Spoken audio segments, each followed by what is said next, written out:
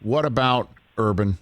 You're already hearing the rumors, and you're already seeing, like Bobby Petrino's name getting thrown around, and that's a reason why Urban probably wouldn't want to do it. Like you get your butt whipped by the Houston Texans, and then all of a sudden, 2 weeks later, your name's attached to the USC job. I mean, that would not be the way to dip your toe in the NFL pool. But obviously, you can't get any better of a name than that for college football. So, is there any there? Any smoke with that? I don't think there is. I mean, I like what I just said a bit ago. The president didn't want anything to do with Urban Meyer a couple of years ago because of some, what she perceived as his baggage.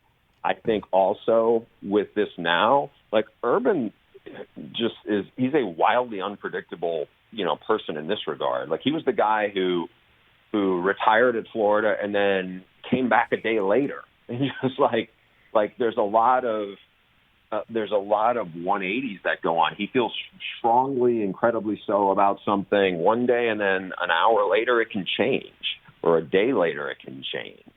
If he is 0-9 or 1-11, it wouldn't surprise me if he had, man, I don't need this.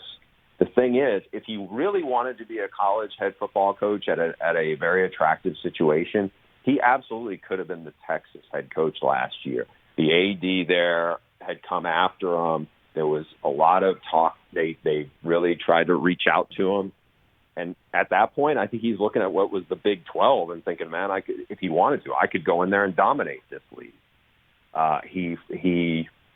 I don't think the NIL aspect was something that was enticing to him of the direction of college football. But again, now that he's coming off of an NFL experience, maybe that changes his perspective. Who knows? I don't think anybody knows to predict where Urban Meyer's mind is going to be with much certainty a month from now or 2 months from now, especially if, the Houston Texans, no one thought they're going to be very good, and they just throttled him in the opener.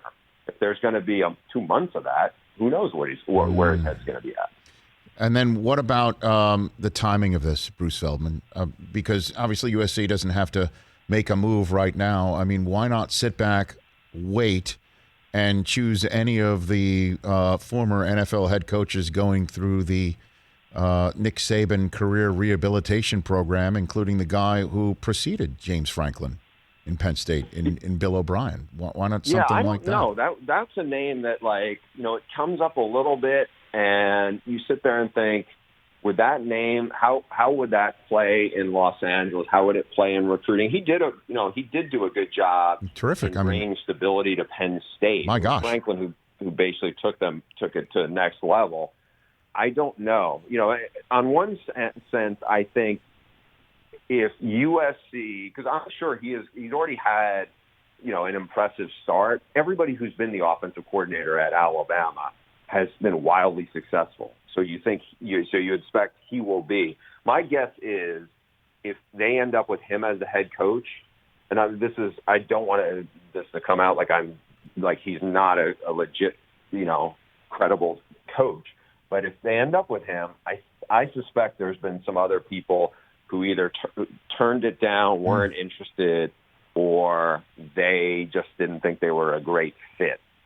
Like the fact that he was, had some success as the head coach of the Houston Texans. And he has the Bill Belichick, stamp of approval, and now he's been with Nick Saban.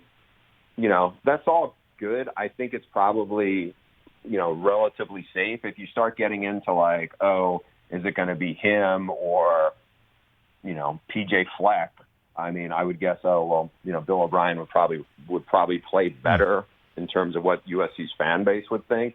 But I think if they get to that point, I think there would be very much a wait and see. And I don't want to say it would be an underwhelming hire because that's not fair to say it that way. But I just think that right now, we'll see how much interest they get. It's USC, but at the same time, USC has ended up with some very, very suspect hires since Pete Carroll left. So who knows what they're going to end up with. Yeah, how much are they loving this in the athletic department in Westwood right now, Bruce? What do you think?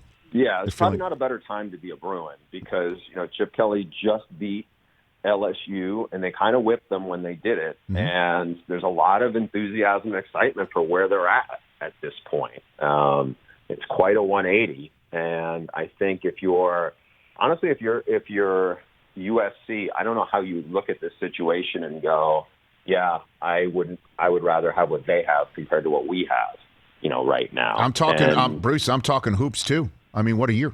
You know what I mean? Like, yeah. I'm talking hoops too, and I'm talking about what's going on in football with Chip Kelly.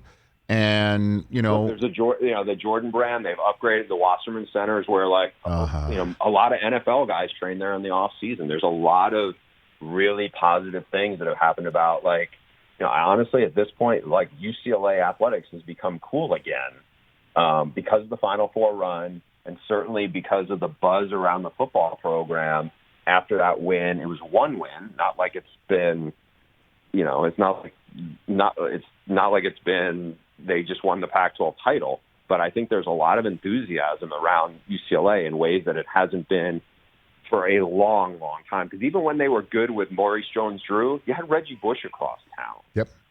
That's not the case right now. Like, USC's a mess. This isn't like, oh yeah, MJD's, it was Maurice Jones at the time, I guess, and he was over there going, but you had USC and what they were doing. Now it's only UCLA that has some buzz. Hey, you watched all the way to the end. Thanks for that. Watch more right here.